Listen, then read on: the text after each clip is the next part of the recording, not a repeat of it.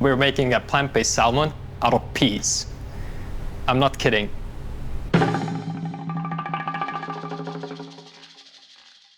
So the core group behind this project has been mostly me.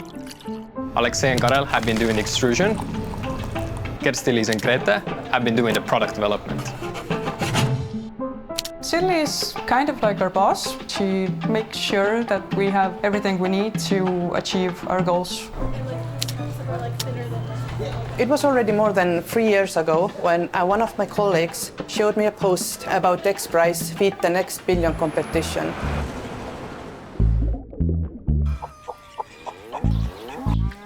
In 2020, XPrize, the world's global leader in incentivized competitions, launched XPrize Feed the Next Billion, a $15 million competition that challenges teams worldwide to produce proteins that not only replicate conventional chicken or fish, but outperform them in all aspects. It is up to the bright minds of the next generation to stop the devastating effects meat production has on the planet Earth and find new ways to feed the next billion humans.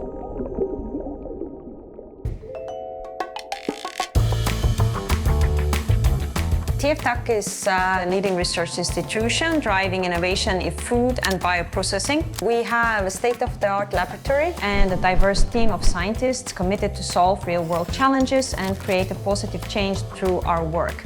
We have never really experienced anything like this before, so this was very new. None of the big companies have actually made a good fish product yet. So taking up this challenge was a big milestone for us. We're not just trying to make another fish alternative, we're actually trying to make something that is as good or even better than the real fish.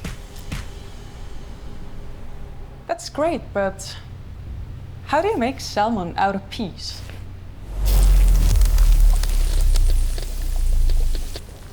When you start from point zero, I would say the most difficult thing is usually to get going. Once you start going, then already all the ideas are coming in and you start testing and finding different solutions. Well, firstly, we needed to figure out how to actually make the structure and the fibers of the fish. We experimented for months with extrusion, and eventually, we did it. It's a combination of extrusion technology, so giving structure, and also post-processing, so to cutting it into the suitable fibers that really look like fish fibers.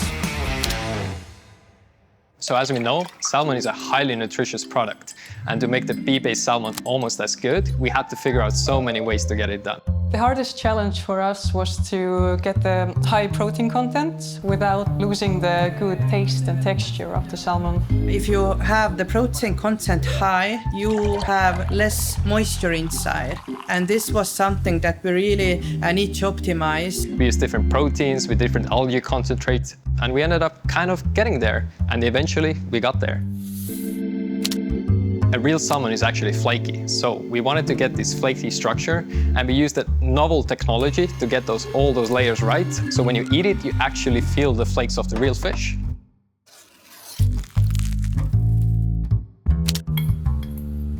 But peas really don't taste and smell like fish, so we had to figure out what really gives us the fish taste and aroma. Fortunately, we have done a lot of research on salmon aroma, and we have identified all the crucial molecules that are there in the salmon that we need to put into our product as well.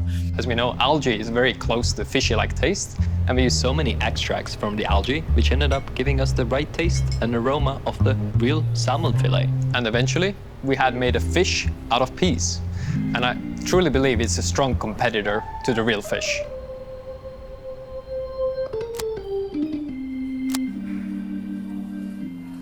My name is Peeter Pihel.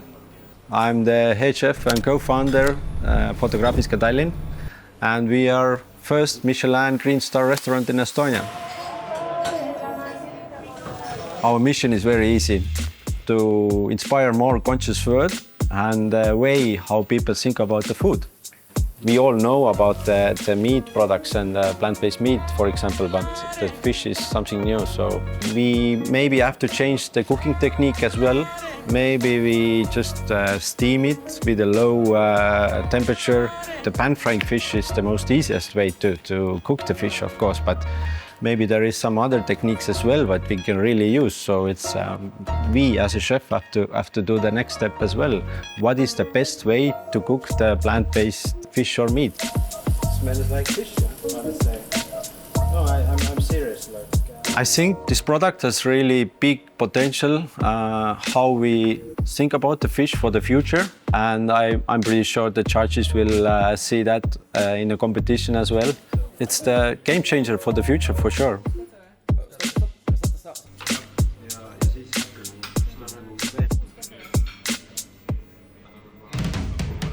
When XPrize was first launched, it had over 100 applicants in the competition. 31 of them made it to the semi-finals. And we were one of the 6 that actually made it to the finals. And now we're going to compete in the Abu Dhabi for the grand prize. Statistically, our chances are 1 of 6, but I think we have really good chances.